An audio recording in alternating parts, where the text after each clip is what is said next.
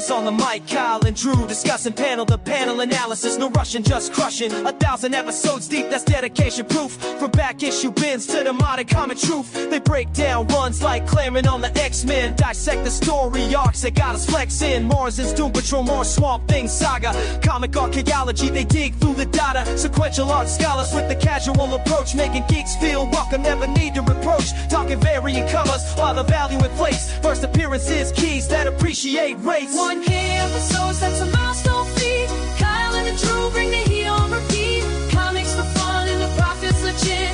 Reading, collecting, the culture they spit. 1K strong, yeah, they earn that throne. Brothers coming out from the pulp and mold.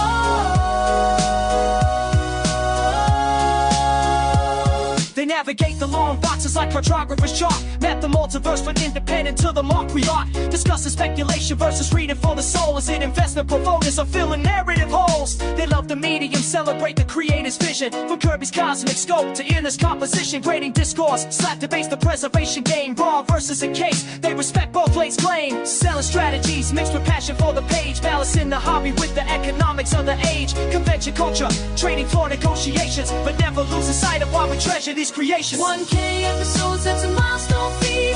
Kyle and the Drew bring the heat on repeat. Comics for fun and the profits legit.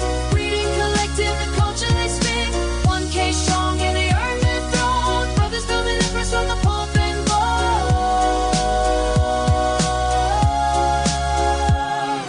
From podcasts and booths to the back of comic shops, they document the culture that'll never stop. Guardians of continuity, defenders of the pool. It's 1,000 conversations that you shouldn't miss. Celebrating ink and imagination's power every Wednesday. Ritual, the new release hour. They build community around sequential devotion. Four color prophets causing cultural commotion. Brothers in arms are literally blood related. The chemistry's organic, never been debated. Reaching episode 1000's astronomical. The contribution to the discourse is philosophical. So here's the Cal and Drew, the podcast pioneers. Comics for fun and profit through 1,000 years. Well, weeks, but who's counting when the content's this tight? They illuminate the panels, bringing darkness to light. 1K, 1,000 strong. The journey continues, come along. 1K, the legacy builds. Comics forever, that's the thrill.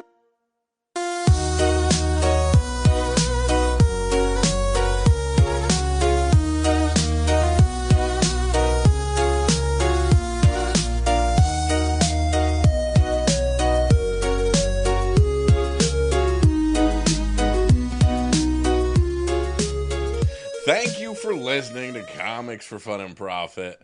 This is Kyle and Drew with your sneak peek at next week. Episode number 1,000? 1,000? 0.5? For 0.5 for comics originally coming out December the 3rd, 2025. Before Drew and I get into what's coming up in your local comic book shops this coming Wednesday. Hey, it feels like we did this once. Yeah, last week, in fact, we recorded our 1,000th episode, and it was glorious. It was awesome. It was so good. It was like just the best. Witty banter back and forth. We were on. Celebratory of this great milestone. And then I went to bed without exporting my file and woke up and my computer had crashed and my side of the recording was gone with no redundant backup because Skype left us and we've never technologically recovered. No, we will never financially recover from that decision. Yeah. And so Kyle's was fine. Kyle did his due diligence. Yeah. And I, the elder statesman, the big brother, the leader of this little cabal. Yes. I don't want to go out on a limb there, but, I blew it. And I was unrecoverable. And you'll never know. I mean, we may just post my side at some point in time. We could truncate the silence out of Kyle's, and it could just be him talking for 40 minutes. And it might be the best episode ever. But anyway, what we're here to do is celebrate as we did last week. Yes. Only this time for you. That one was just for us, I guess. We just kept it close to our heart. Yeah, it was a distribution list of 2. And now this one is for all y'all. And congratulations to you, Kyle, on 1,000 episodes, and me. So when we post this, is it episode 1,000 or Kyle's 1,001? Yeah. Yeah, exactly. You and I are on different numbers. You guys are, we're out of sync now. You'll have to take one off. So yeah, we made it. We made it to 1,000. We're happy that we made it, and we limped across the finish line. It was a struggle these last 3 months. Yeah. Right. We had so many weeks off. We were like knocking on 1,000's door forever, and like the gods were against us. They were, but they didn't want us. Children to reach and all 1,000. the millions of things they have to do, and all the other life things at us. Like it was legitimately not possible. It's technological hurdles that I couldn't overcome after doing this 1,000 times. Yeah, amazing. So I am going to probably export 4 copies of this episode so that I have multiple backups, just so that I'm not the problem this time. And I'm going to phone it in because I'm not kidding. yeah, right.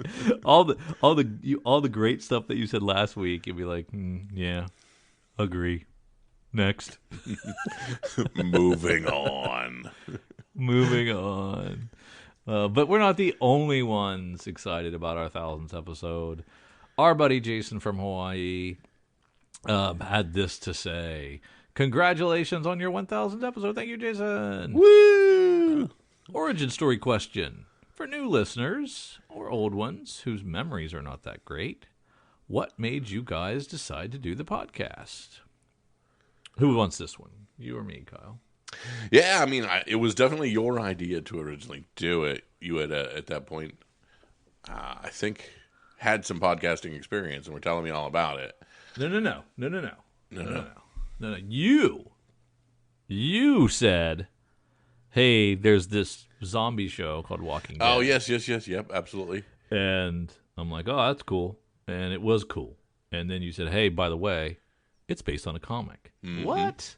Yeah. What you say? And then I was like, oh, I got to read that, and picked up the first trade, and I was like, holy shit, this is a comic book? These are comics now? These are great. I've forgotten how great comics were. It's been so long. It's been since the 90s since I've read one of these. This is amazing. Why did I ever stop reading? Mm-hmm. And then the New 52 came out, and we went like guns blazing in a New 52. And we're like, this is great.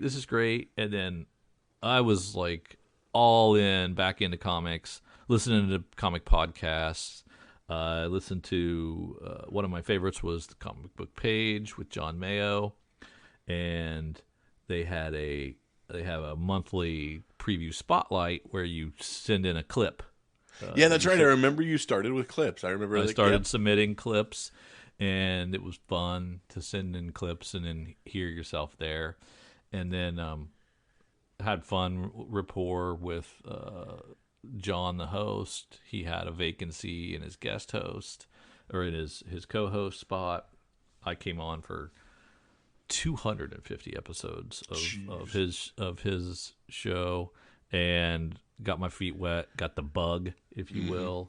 And then I was like, hey, I can do this one here, and I can do my own, where I'm the boss, ish. And then I was like, I'll talk to you. You were down. I talked to my buddy at work, Bobby, Robert Seifert, who was down. And so the three of us started recording. May he rest in peace.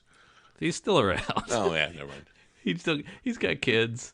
He's got kids now. He's fine. Nothing's wrong with him. We started recording sometimes, twice a week, 3 times a week. We were really into it. And then we kind of got into our once a week cadence after that. But yeah, that's kind of how it all started. Walking Dead. Walking Dead made it all happen. If it hadn't been for Walking Dead, I probably would have never walked into a comic book shop again. Yep. Or with a purpose. And so that's how it happened. Yeah. Did you guys ever think that you would reach 1,000 episodes? Heck, Not no. a chance. No way. We still aren't 100% Yeah, I sure was we're going going to to reach. say, with the way things have been going, we still may not. We still might not.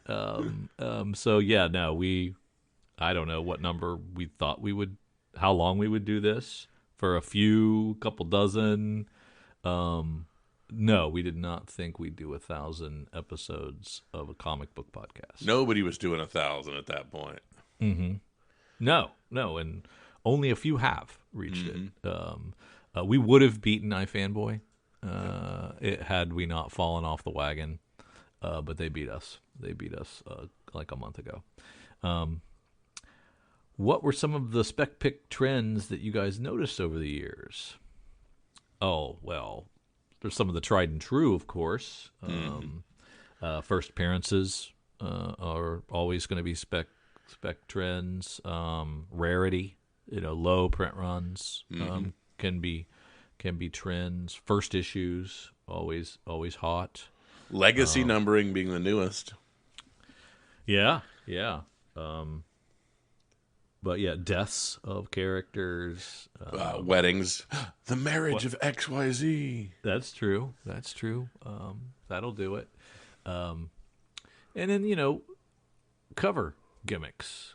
Either legit, like glorious art germ, Supergirl type beauty. The guy who does Mary Jane.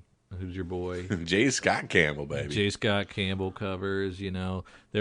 There are artists that drive spec picks on cover art. There are variants of 1 in 1,000s and those trends, which I kind of don't love, but I respect the beauty of the product. Absolutely. But yeah, and then there's always the biggest trend is always going to be, hey, did Hollywood take notice? Yeah. Is this going to be a television show? Is this going to be a movie? Some property? Is this going to become IP? And then that product that was a comic becomes hot and speckable. So that's some of the trends we've noticed over the years that still tried and true. Some of the new stuff that's happening now with blind bags. It came from, where did that come from, Kyle? Cards? Yeah, I mean, they're trying to come back and capitalize on everybody opening Pokemon cards and opening Magic cards and being surprised by what they get. Yeah. So, we're doing everything in the comic book market to ape that now. Yeah. And then there's the new kind of direct-to-consumer limited website purchases from somebody like a Mark Spears or something. So that's kind of a new trend. We saw before. Because we've kind of gone away from Kickstarter and more into those, I think. Yeah.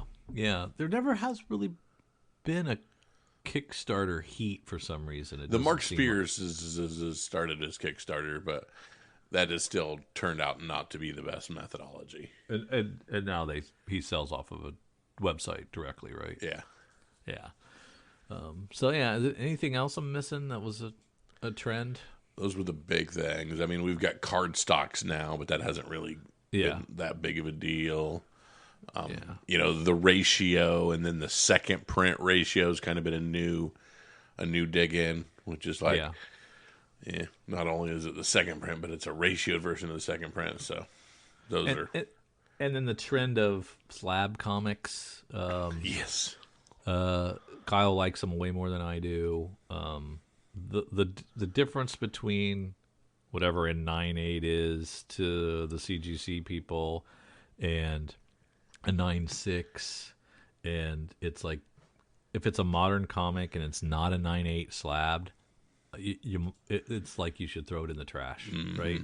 A slab 9.6, a slab 9.4. Oh my God, it's worthless.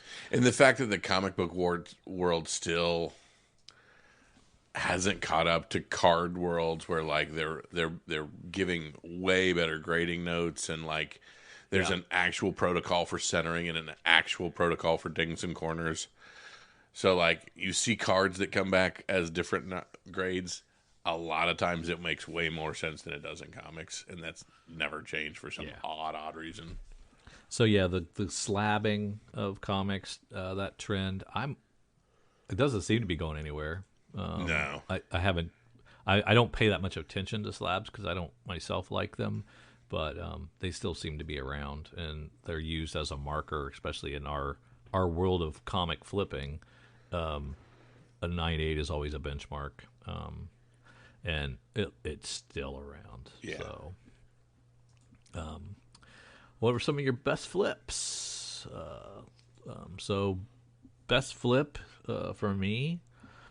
I dumped most of my keys pre-pandemic like a dumbass, but how was I supposed to know? So I would guess, my ASM 300 versus Venom was a great flip since I bought it for cover price. I remember paying very little for my first appearance of Moon Knight back in the day. I didn't buy it off the rack because it was from the 70s, but I bought that pretty cheap in a comic shop because I really liked the character, and sold that for a ton of money, but not as much as I would have if I would have waited for the show.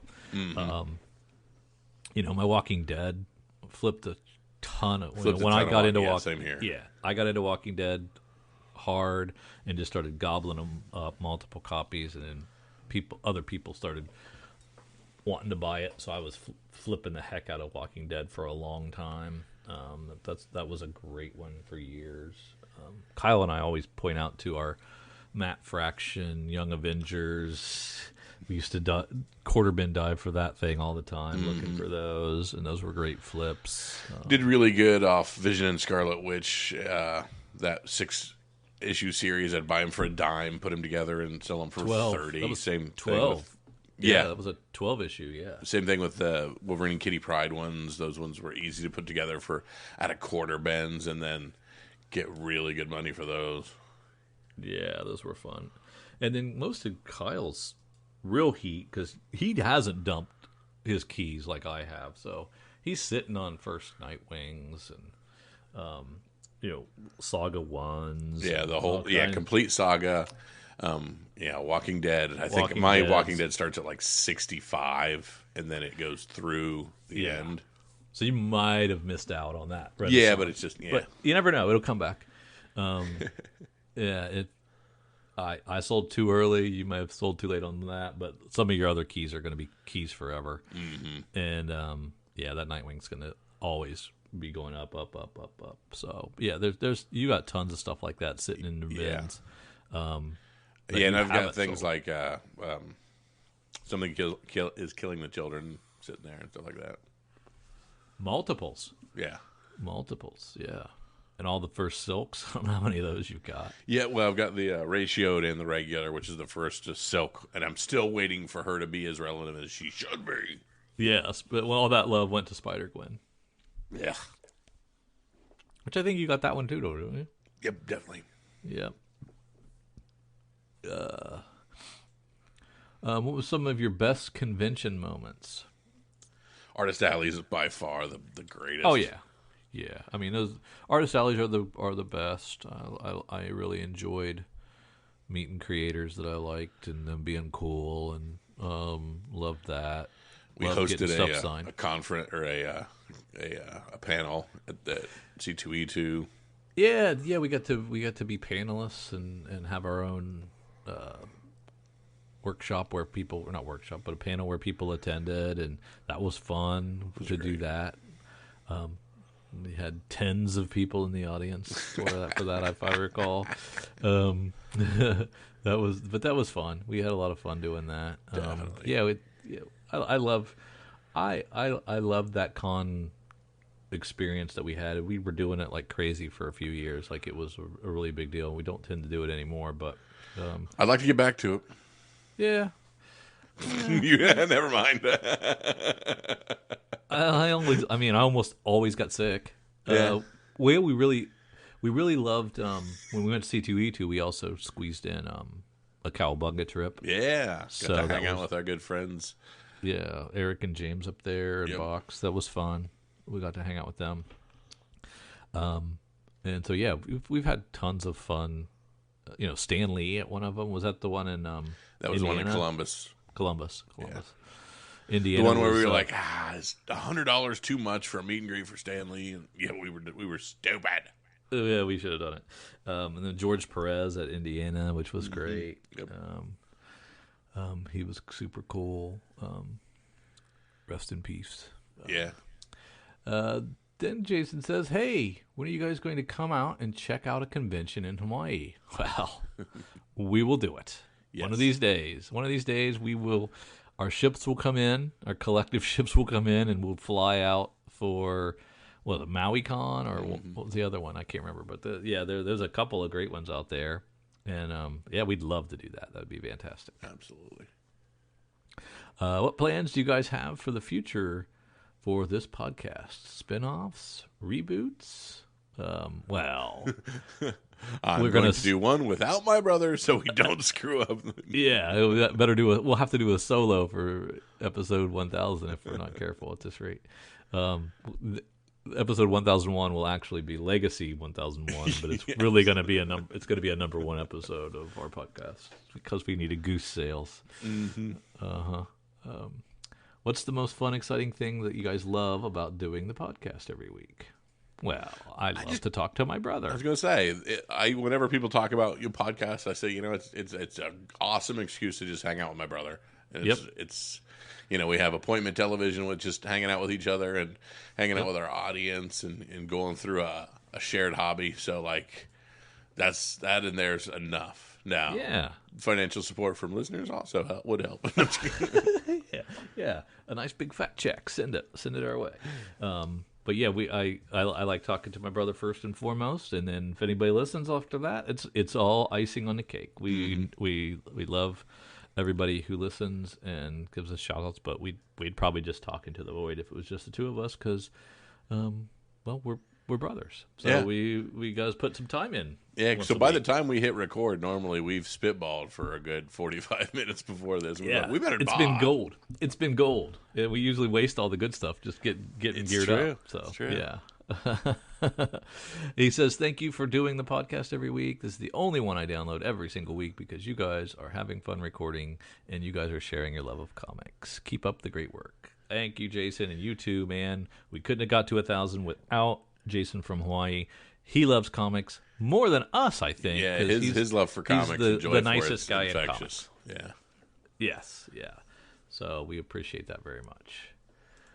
Now, let's get back to the bread and butter of what we did for 1,000 shows. Let's talk about some of the hot, heated up comics that are out there. All right, let's head to our good friends at CBSI comicbookinvest.com. Let's click on their Hot 10, their list for November 28th, 2025. Let's start with their number one book, Absolute Batman 14. We're surprised to see this new release atop this list. Couldn't ignore the more than 200 sales of this particular cover. That's the Derek Chew cover.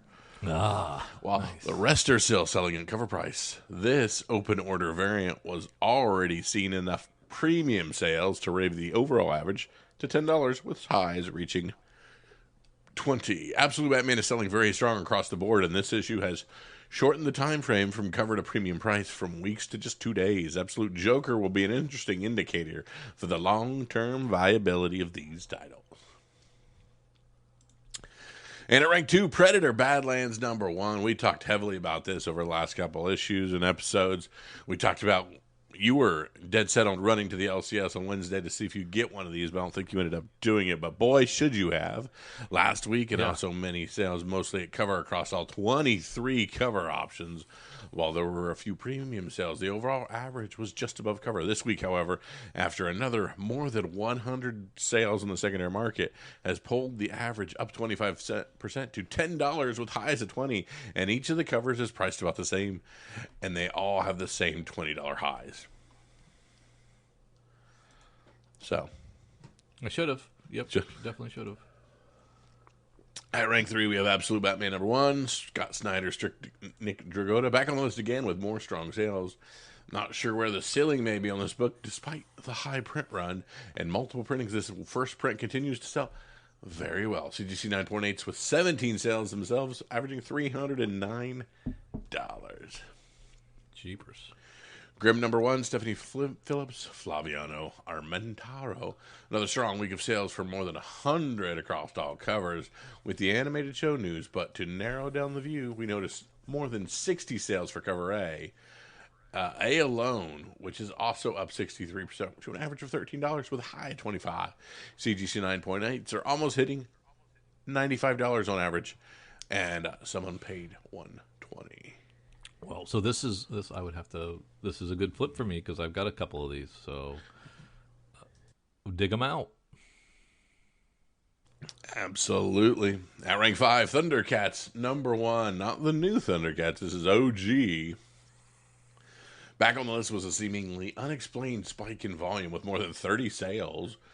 While we can see many other 80s properties are seeing nostalgia spikes with announced films and animated shows, we did not see any specific news correlated to the cats. Regardless, the first issue is still seeing a strong average of $55 with a high of 100, and CGC 9.8 going for $369.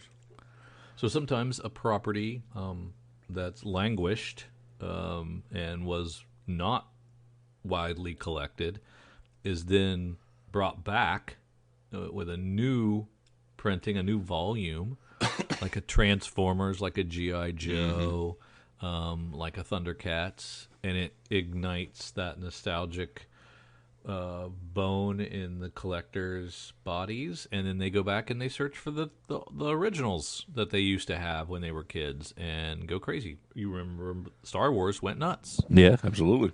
Star Wars went nuts when we were chasing all these weird Dark Horse ones that nobody cared about that were in quarter bins. Yep.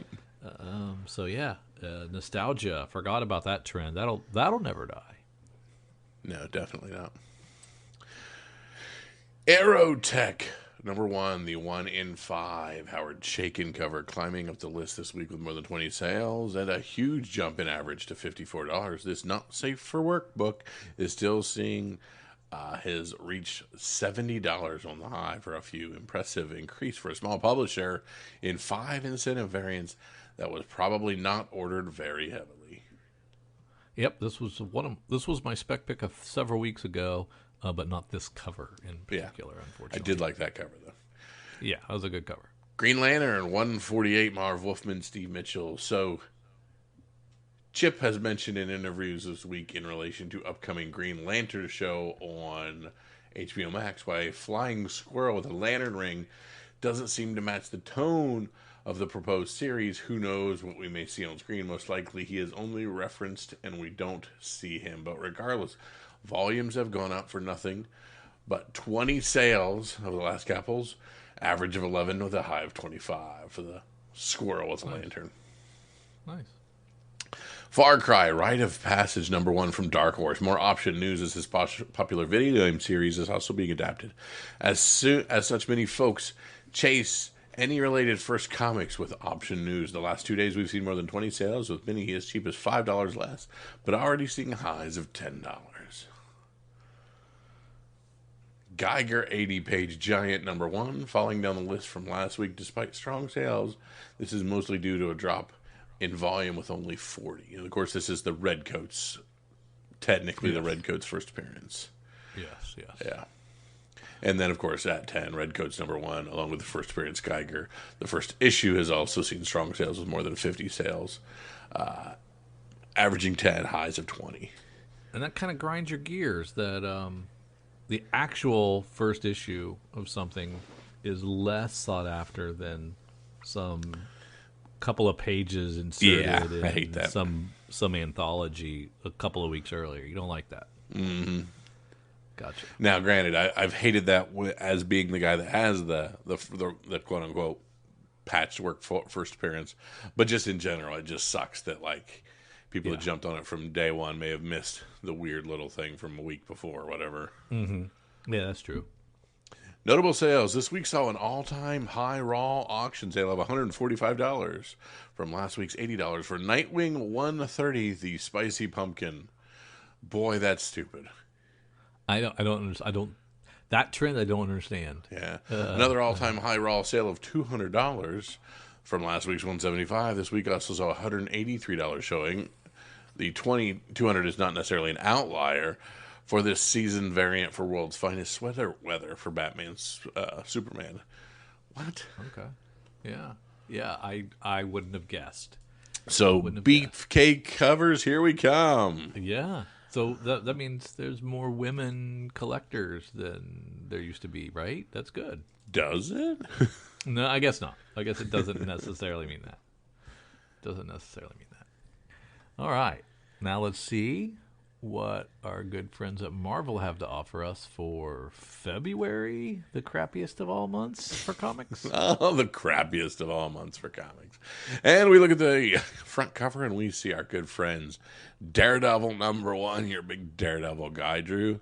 I think about this Stephanie Phillips, Lee Garbet thing going on here. No, I don't, but that's a big heavy hitter, so that's kind of cool. Yeah. I mean, it'll always be Chris Samney and Mark Waid for me, for Daredevil. That was kind of the high mark. Of course, Frank Miller back in the day, but I really love that Mark Waid, Chris Samney run, so everything kind of pales in comparison to that, but I'll probably check this out. There we go. Scrolling down, and of course, that's where we actually are starting. Daredevil #1, Stephanie Phillips, Lee Garbet. Each True Believer's blind bag will include an issue of Daredevil #1, and some could contain one-of-a-kind artist sketch covers. Yeah, lots of good stuff there. True Believer's blind bags also available. Each blind yeah, Dan Panosian. There's a bunch of different blind bag stuff and many other sketch. Yeah, cool. Good art, good preview pages. Yeah, they're selling it well. Captain America 7, Zdarsky and Delio Diaz. Well, since Captain America 7 is the next comic shown, obviously there are no more #1s to be offered in this catalog, because you wouldn't put them below a number 7. So no, that would be dumb. Okay. All right. Next, we have Amazing Spider-Man Venom Death Spiral #1. What?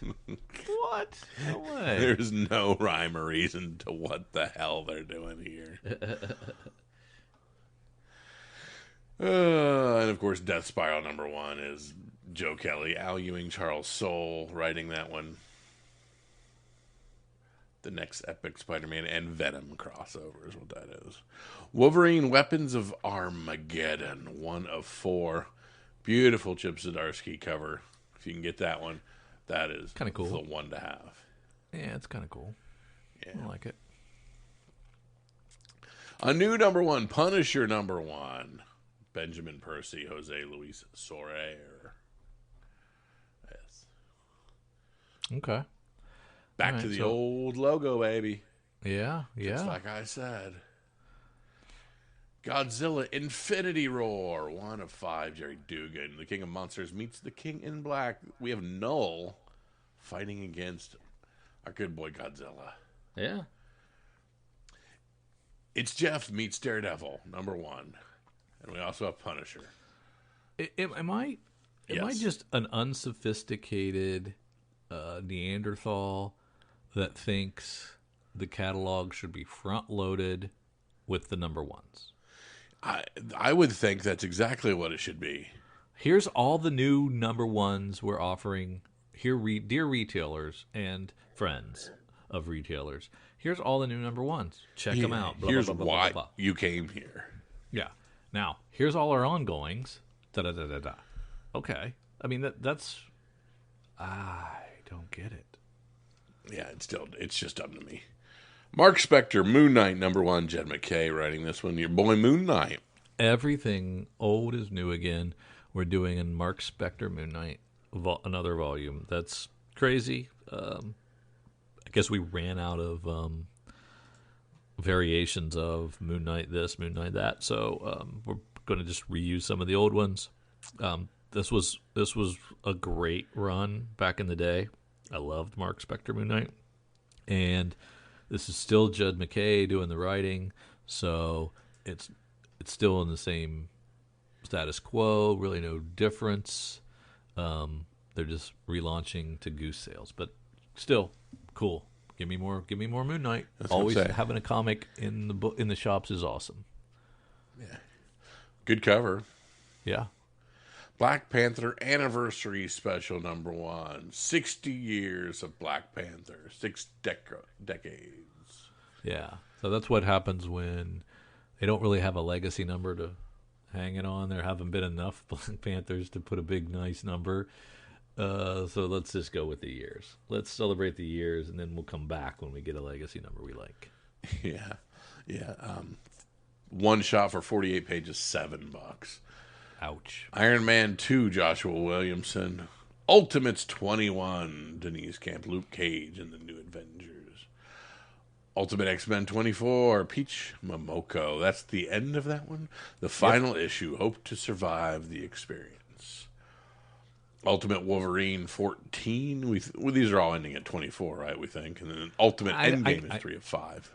I can't imagine that Ultimate Wolverine would go another 10 issues if the rest of the universe is over. It doesn't make any sense to me, but maybe. It does seem kind of dumb. Yeah. Cyclops 1 of 5. Cyclops. Unleash Scott Summers is a mutant who is always in near total control of his powers and his emotions. Yeah, I don't understand I guess each member of the X-Men's, we're just going to give him a book, and sometimes 2 or 3 of them will get a book in the same month. I mean, I guess that makes sense, but so we have cool people like Art Germ, and we have some artists with like nicknames and Sozo Miyake and stuff like that. I'm tired of that, and now we have Godtail.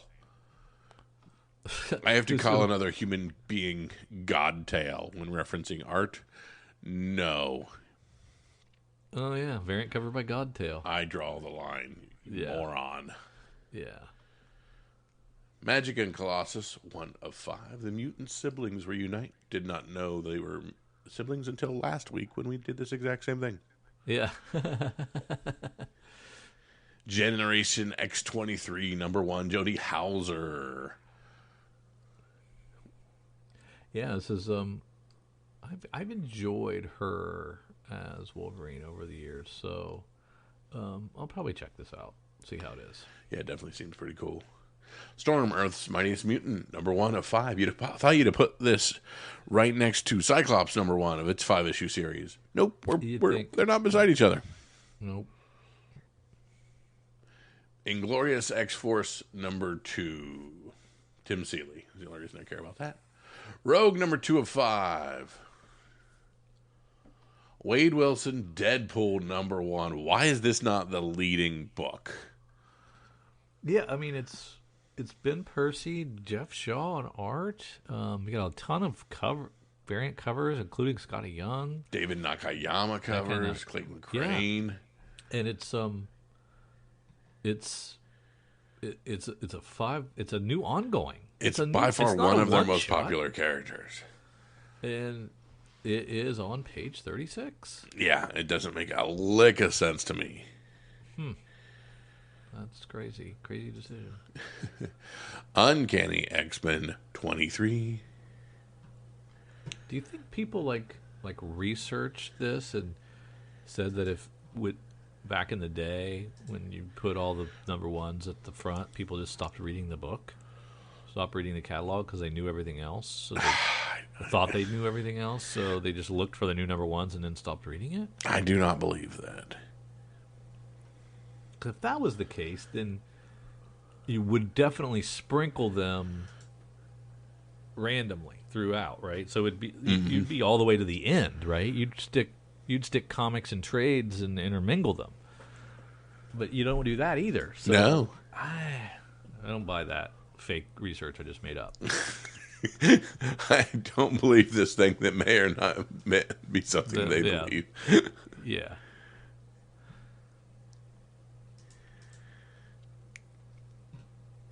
Wolverine 15, Alpha Flight versus Wolverine. Yeah, cool.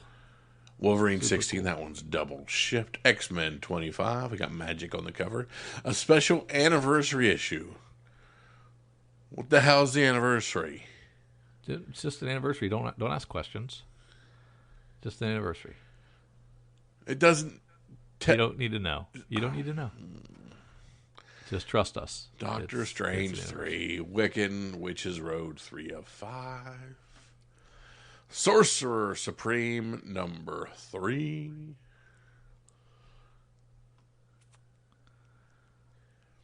Deadly Hands of Kunlun 1 of 5. Okay. So another number 1 down here. Just 58 pages in. Psylocke Ninja 2 of 5. Tim Seeley on that as well with a really cool Sway Swabby cover. See this, like, it gives me his name and then it gives me the option to throw in his nickname in the middle. I can deal with that. You don't but mind that. like if you're like, no, you've got to call me God Douche. No, I'm not doing it.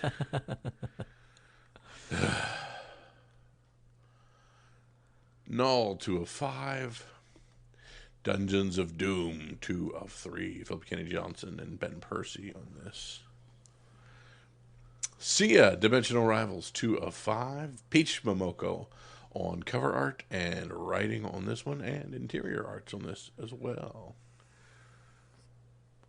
ASM 21, and they're reminding us Legacy 987 because this is Countdown to 1,000. Good luck, Spidey. Yeah. Don't drop the ball. Don't drop careful the those ball. hiccups at the end. They will get you. Make sure you export your files. Save early, save often, buddy. And it's, of course, double ship. So, like I said, 987, 988, or 2122 on the ends. Cool. Spider-Man Noir 5 of 5 as it's ending. All new Spider-Gwen the Ghost Spider issue 7. Venom 254, which is a made-up number because there's no way in hell. Yeah. Is that a legacy? Yeah. Is that it's not labeled as legacy. They're just telling me 254. Okay. All right. Spider-Man and Wolverine 10, Mark Guggenheim. Amazing Spider-Man Torn 5 of 5. Black Cat 7. Fantastic Four 8. Avengers 35, Jed McKay with the group cover shot like those. Hulk Smash Everything 3 of 5. Ryan North on that one. Infernal Hulk 4, Philip Kennedy Johnson, Nick Klein. Planet She-Hulk 4, Stephanie Phillips. You don't know Jack. When we last saw Jack of Hearts, he and She-Hulk were lovers. Yes. Nova Centurion 4, another Jed McKay. He be working overtime.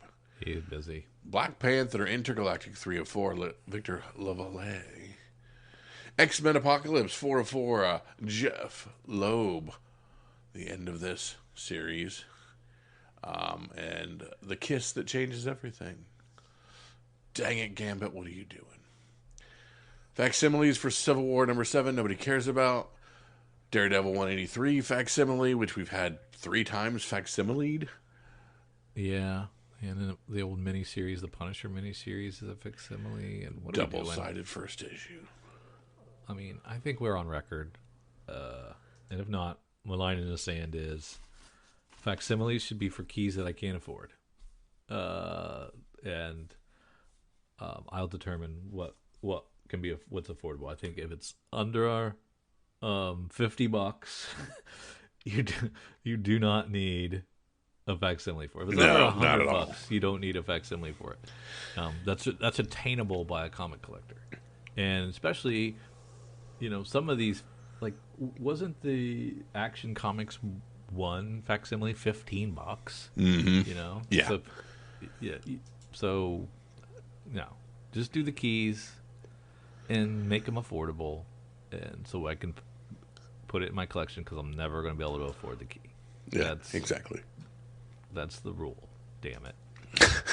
Not Civil War 7. 1776, number 4, speaking of Civil War. Daredevil, Punisher, The Devil's Trigger 4 of 5. The Immortal Thor 7. New Avengers 9, Sam Humphries writing that one. Spirit of Violence 5 of 5, as that ends already. The End 2099, issue number 5. Another new number 1, 72 pages in. The Fall of Ultraman, Kyle Higgins and Matt Grom. It's a one-shot, so it's not really... Predator Bloodshed 1 of 5. Alien versus Captain America 4 of 4. Planet of the Apes versus Fantastic Four number 1. Why? Star Wars 10 from Alex Segura. The final confrontation. The New Republic forces stand on the brink of war.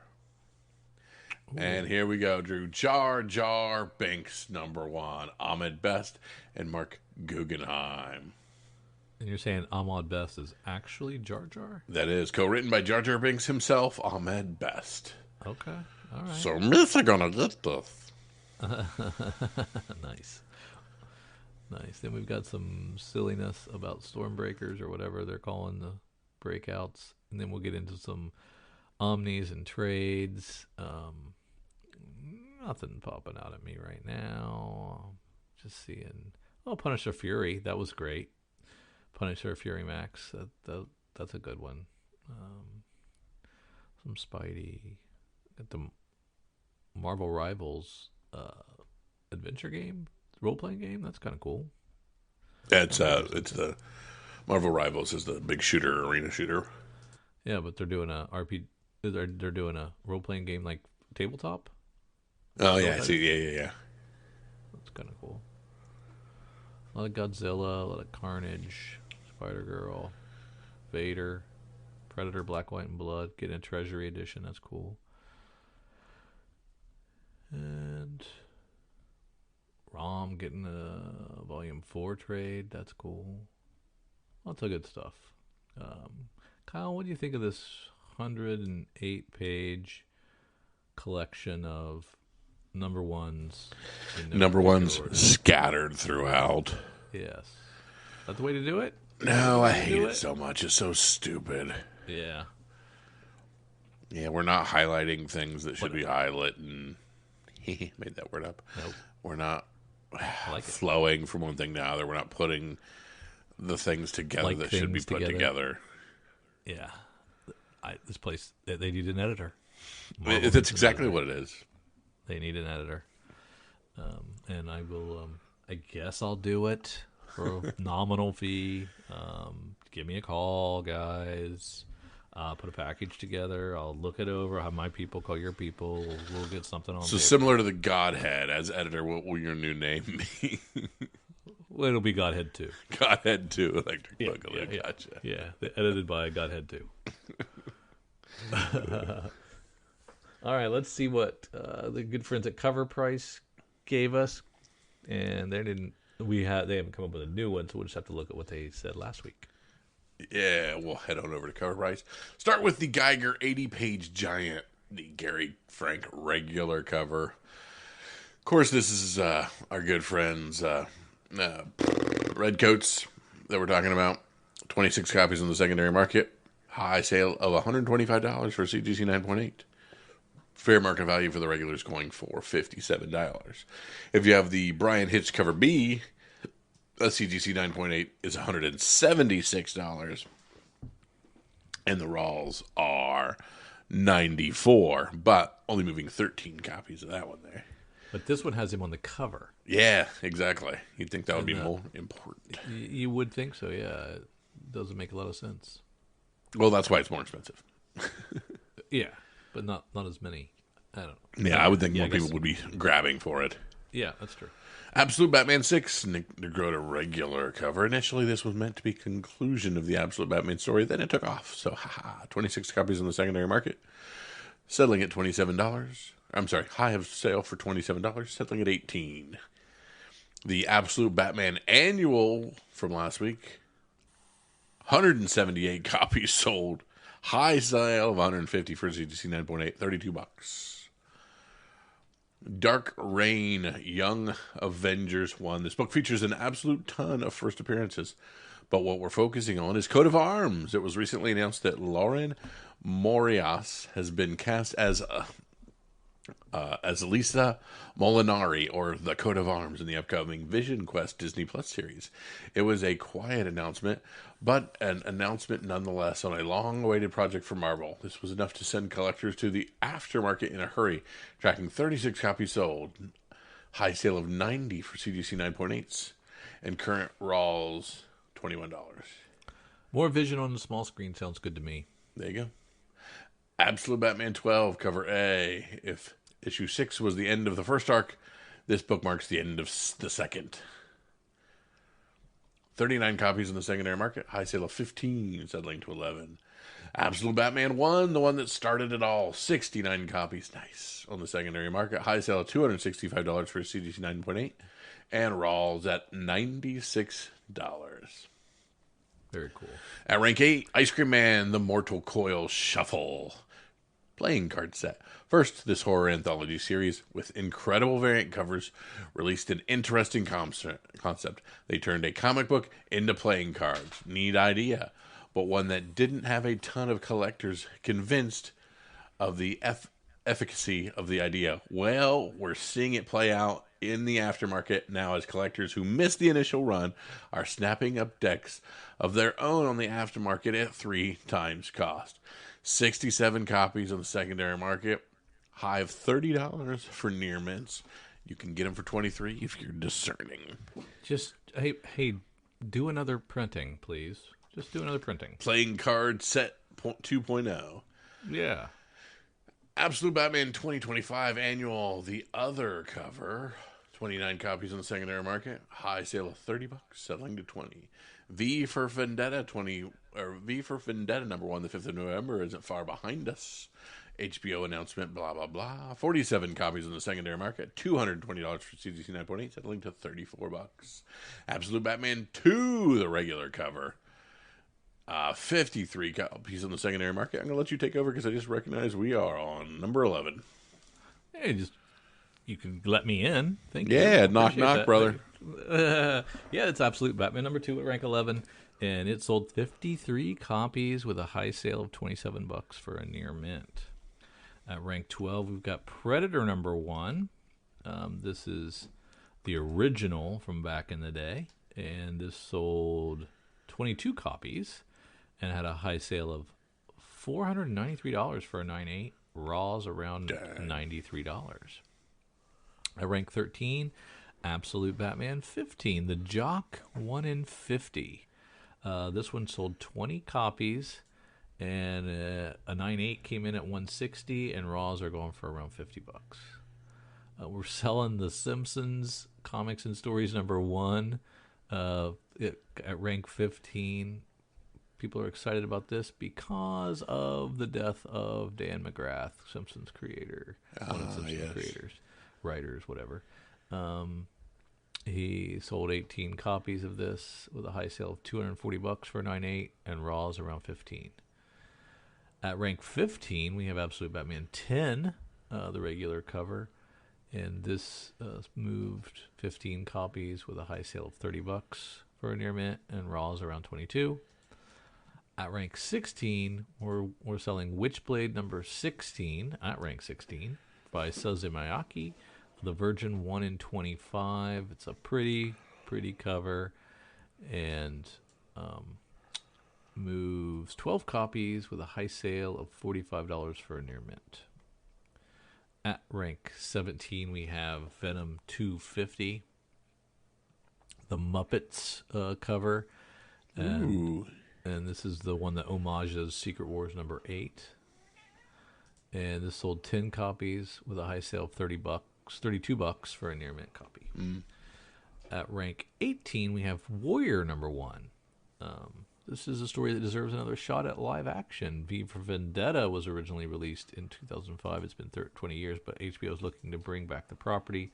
The project is being produced by James Gunn and is a full series for the streaming service. It was also announced that V for Vendetta will return, and they are ready to get more V. So is this the first appearance of V for Vendetta in Warrior number 1, I guess? Yeah, I think so. 8 copies sold, $229 for a 9.8. Raw's around $149. Go for the 9.8. It's only a few bucks more. At rank 19, we have Die Loaded, the Peach Momoko 1 in 50 Virgin variant. Another Momoko Virgin variant. This one sold 9 copies. High sale of $70 for a near mint. And running out to top 20, as always, Spawn number 1. This continues to sell 25 copies. High sale of $4,125 for a 9.9.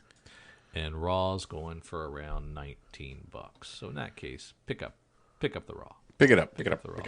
Yeah, pick up the Raw this time. All right, Kyle. What do people come for?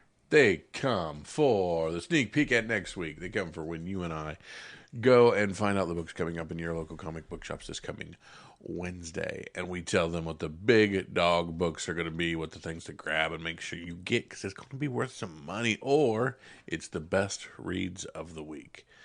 That's what they come for. Yes. So we're going to head over to Lunar Distributions. We're going to find our new releases, pull up the stuff for December the 3rd, and we're going to start with Absolute Green Lantern number 9. As we've learned with the new Lunar site, doesn't work like previews. You can't just open up a tab. No. So I've got a little notepad now. Look at you. So I can put some things on My there. My binary brother. Yeah. The analog, I meant to say. Wait a minute. Oh, there's anything wrong with that. What's here? Adventures of Superman, Book of Elf 4. Pretty Sarah Blossom cover. I like that. The 3rd printing of Batman number 1. Go Matt Fraction. Yeah, no kidding.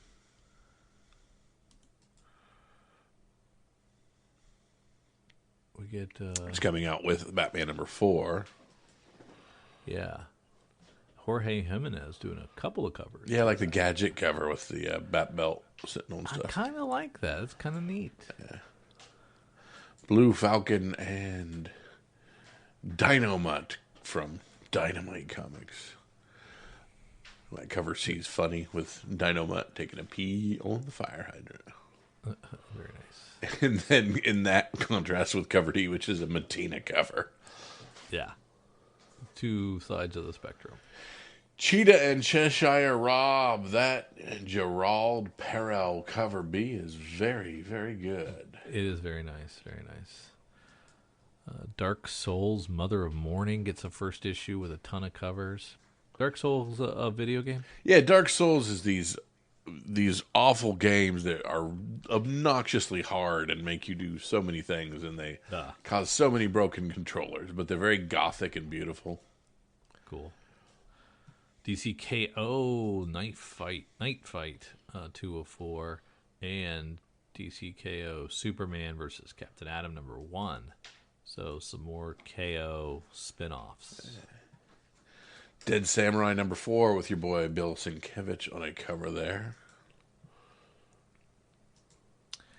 A Detective Comic facsimile of number 66. I'm guessing that is Two-Face's first appearance. Yep. Meet Two-Face. I'll allow it. Good facsimile. This qualifies. Listen up, Marvel. Yep.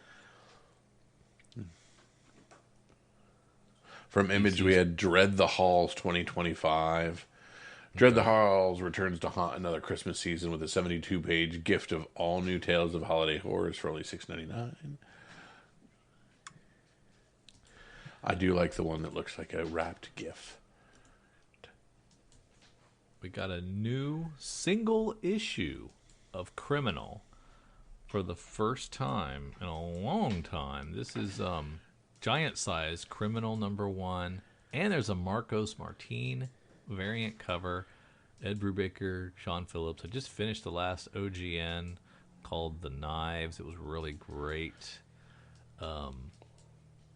This is a one shot. This is a one shot of something, but because it's got optioned. So it's to coincide with the streaming, and so it's $6. But man, you can't get enough Criminal. And where is this at? Is it in the C's for Criminal, or what's it under? It's right before Gotham Academy, but it's called Giant Size. Okay, that's why I was confused. It definitely should be in the C's for Criminal. Yeah. But it's not. There we go. Now I see it. There's 2 covers right there. Yeah. A lot of nudie covers on Heat Seeker exposed a Gun Honey Series 3 of 4 polybagged stuff. Those were hot for a while. They were hot when they were what's his face on the covers. Yeah. But Was it Art Germ? no, it was Adam Hughes or something like that. Somebody like that, yeah. Yeah.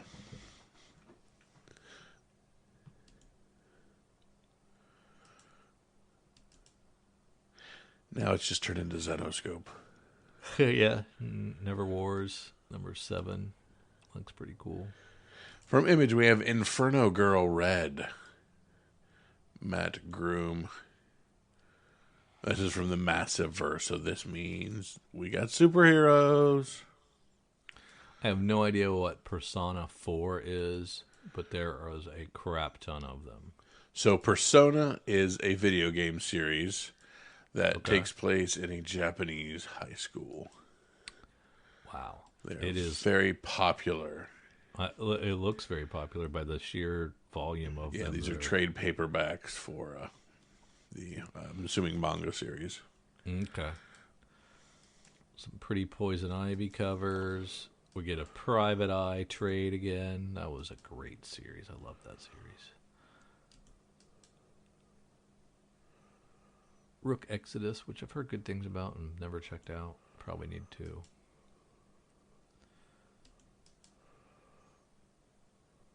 Skinbreaker number 2.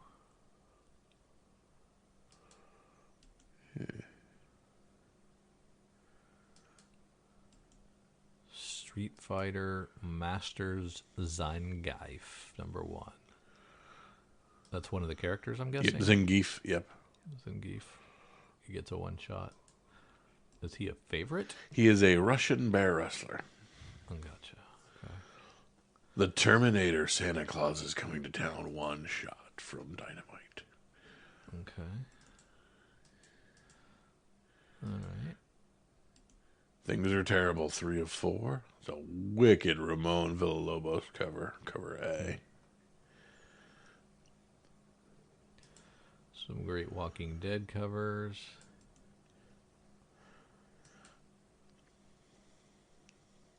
Werewolf and White Animals. All right. Well, what's Marvel got? Hopefully something, because I didn't find crap there. Yep. ASM 3, or Amazing X-Men 3, I should say. Looks like we're done with the walking down the street covers.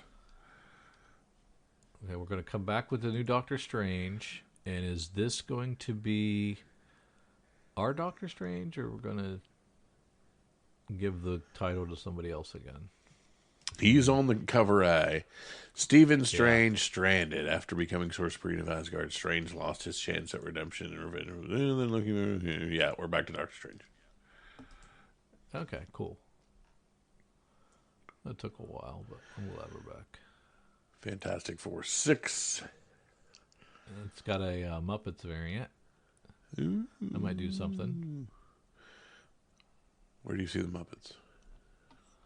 Fantastic Four number 6. Yep. Not Muppets. Jeez, Disney. I'm That's sorry. Disney. I was going to say, that ain't Muppets, homie.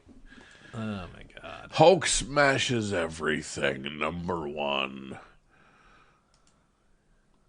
Ryan North, a guaranteed smash hit. Oh, Ryan North is doing that? Yeah, Ryan North is on that one. Okay, all right. I'm intrigued again. Laura Kinney, Sabretooth, number 3. Marvel Black, White, and Blood and Guts, 3. Star Wars Legacy of Vader, 11. Ultimate Universe, 2 years in, number 1. All paths lead to Endgame.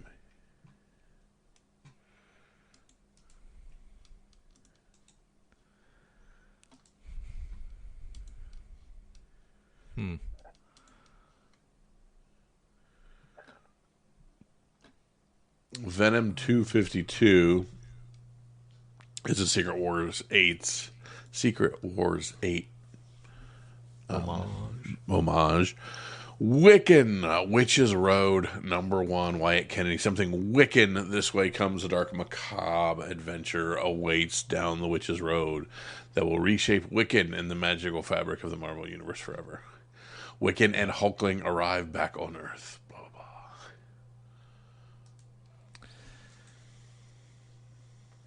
blah. All right, Drew. This is the Point Podcast where I ask for your pick of the week. What's the one pick to pick up and pick up and pick up? Well, I mean, like, I really love Ryan North, right? Yeah. And I love everything he does. Yep. But the solicit for Hulk smashes everything is really stupid. Yep. And I can't really put my heart behind that, my pick behind that. So I hardly ever do one shots. But I'm going to take a flyer on the giant-sized criminal #1, Ed Brubaker, Sean Phillips, and I'm going to go away from the Sean Phillips.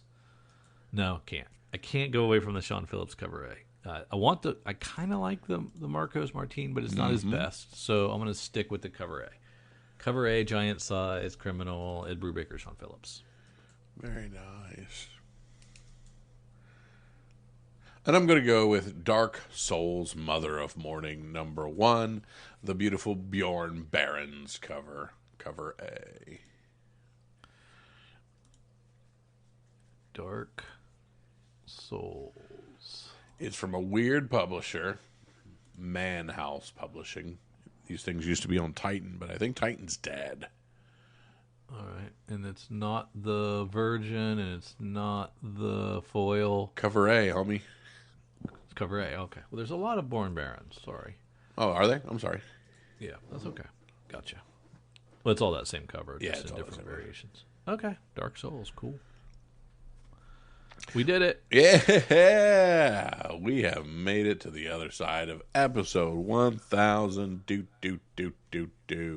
We thank you for tagging along with us as we made it through our sneak peek this week. It's been fun. It's been great. It's been real. We do this because we love it, and we do it because we love you guys. We thank you guys for listening to us for all these times and all these episodes and all these years. It's been wonderful. We thank you so much. If you want a little bit more from Drew and myself, head on over to patreon.com, find Comics for Fun and Profit. Throw a couple bucks our way so we can get our technology to the point where this kind of thing doesn't happen anymore. We thank you so much for Drew and for myself. See you. Yo, Colin Drew in the booth. Comics for Fun and Profit. Episode 1000 deep, 1,000 strong. Let's go. Started with a long box, now we're leveling up. Every Wednesday like a ritual with so many stuff. Talking various spec lists, who's blowing up the charts in these Marvel DC. Yeah, we break it apart. From the bargain bin crawls to the high-grade slabs. We track the market swings like statistical tabs. 15 years later, still flipping these scripts. 1,000 episodes in, yeah, we finished the quest. We made it. On the roll alone, yeah, we crossed that line. We're reading, collecting, and watching it climb. We made it. From the basement stacks to the global stream. Two brothers with a mic and a comic book tree. We made it. Buying, selling stories we love. You can't stop the signal when push comes to shove. We made it. This is Comics for Fun and Profit Train. 1,000 episodes and we're still in the game. True dropping deep cuts like your back is you ninja. Kyle Sada spec calls, yeah, classic agenda.